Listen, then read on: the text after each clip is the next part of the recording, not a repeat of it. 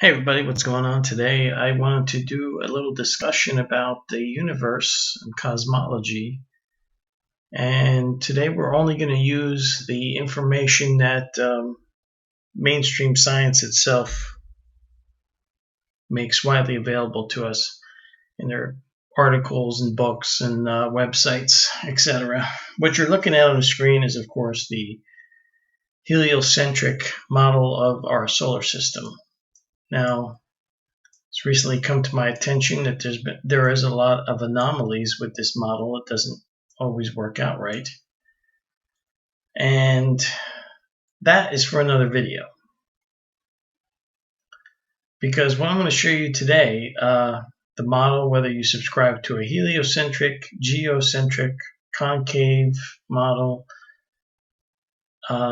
doesn't really matter for the purposes of this video's discussion. We're going to discuss where we are in the universe. So for this, let me start off by letting you know that it's something I didn't know. Maybe some of you out there already knew this. For approximately 10 years now, maybe longer, scientists have, well, they're no longer, they're now trying to figure out how to explain this and still hold on to their, a majority of them are atheists and they want to still hold on to their worldview.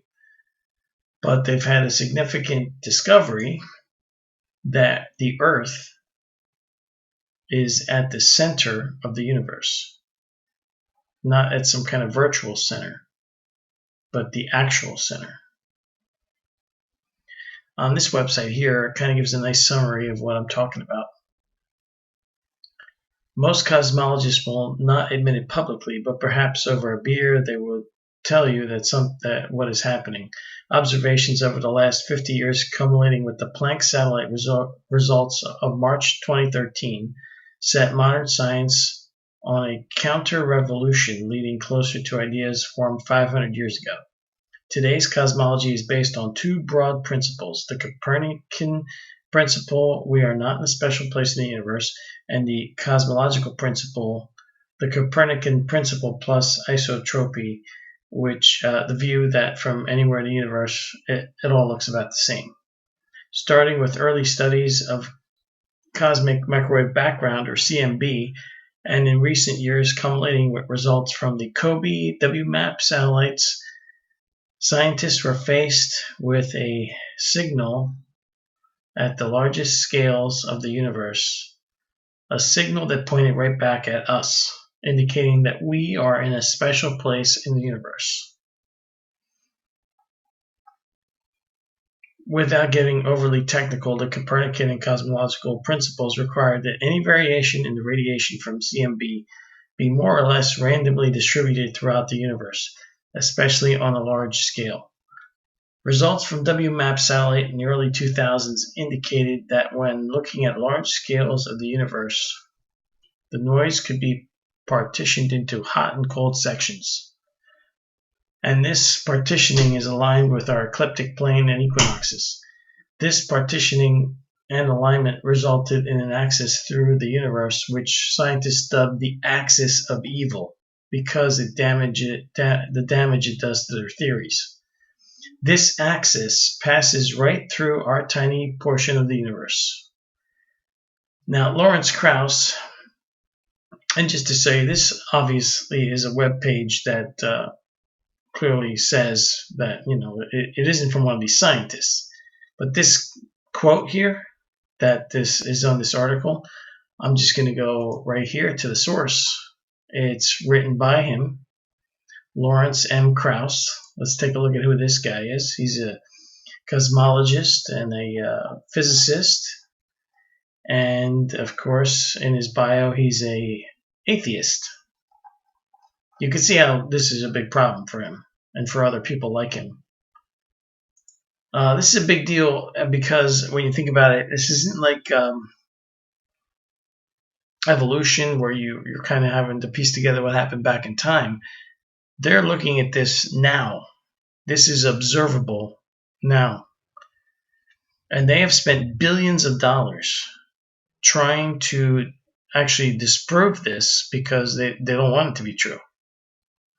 But unfortunately, 3 satellites, and the third one, Planck, was designed to operate completely different than the first two, hoping that they would get different results. Unfortunately for them, it reaffirmed everything the first 2 satellites told them. But let's go to the source here. If you go to the article, I'm going to leave a links to everything you see on the screen in the description section below, so you can read this stuff for yourself. Let's try a quick quiz. These pictures show the aftermath of 4 different disasters: a tornado, an earthquake, a hurricane, and a flood. Question is, which is which? Just pause the video for a second to figure it out. Okay, not too hard, was it? Answers will be at the end. But how do we know what caused these events if we weren't there to witness them? Make it up? Or do what you did with the photos and look at the clues that these events leave behind. After all, deducing what happened in the past is a process we go through every day. If we weren't there, we have to work it out by observation and deduction. Each sedimentary rock on Earth, for example, tells the story of how it was formed and under what conditions. Geologists can identify ancient earthquakes and floods just as you can identify recent ones. For thousands of years, Europeans assumed the rocks had all been laid down in the Noah's Ark flood. But in the 18th century, early geologists took a good look at the rocks under their feet and were amazed at what they found. Many of the rocks they saw were in layers and made of the sort of material you'd find at the bottom of the sea. Okay. But why were some of these sedimentary layers at odd angles, or on mountain tops, or bent out of shape? Why were the layers made of different materials? Underneath the top sedimentary layers, the picture got even more complicated. In 1788, the man called the father of geology, James Hutton, saw a geological formation that seemed impossible. At Sycamore Point in Scotland, he found this set of almost horizontal sedimentary beds sitting directly on top of an almost vertical set, and this formation wasn't unique. It's called an angular unconformity, and geologists soon found angular unconformities all over the place. By the mid-19th century, 2 principles had been established. It was clear that sedimentary beds that were once at the bottom of the sea must have been uplifted.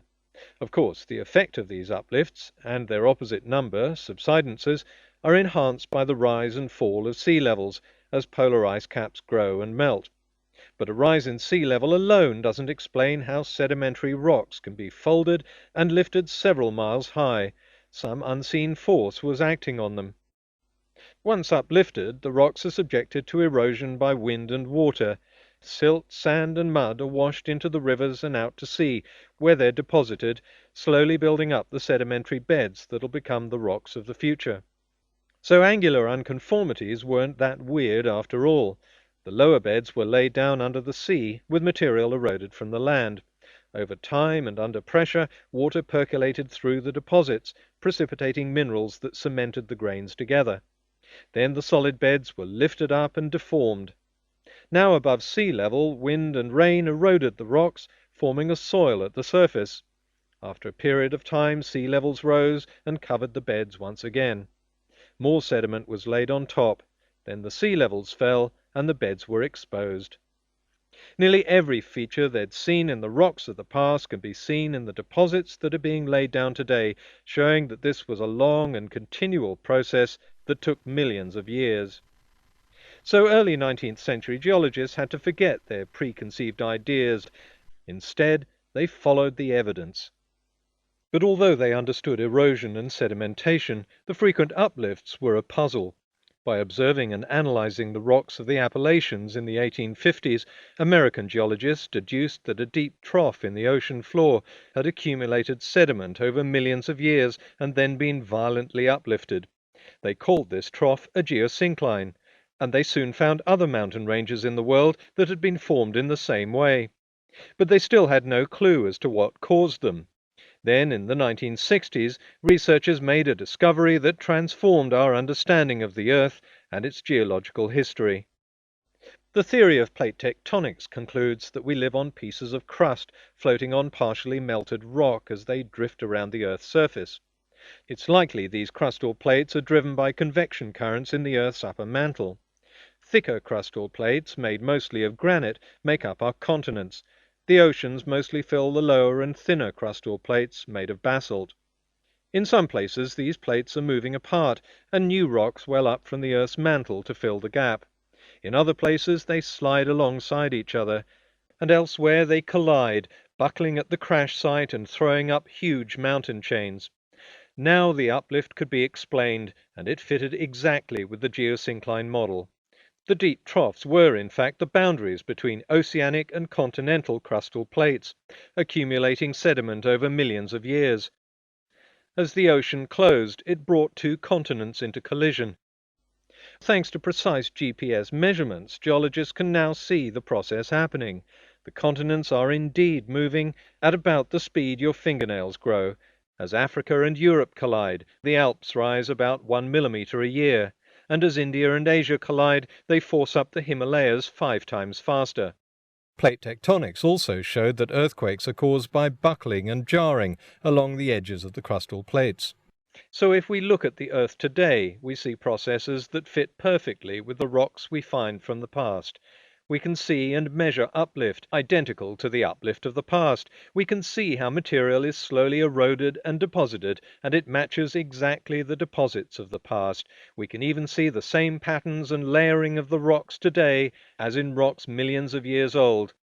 Sometimes the sedimentary patterns are repetitive, if, for example, deposits are laid down in a seasonal cycle.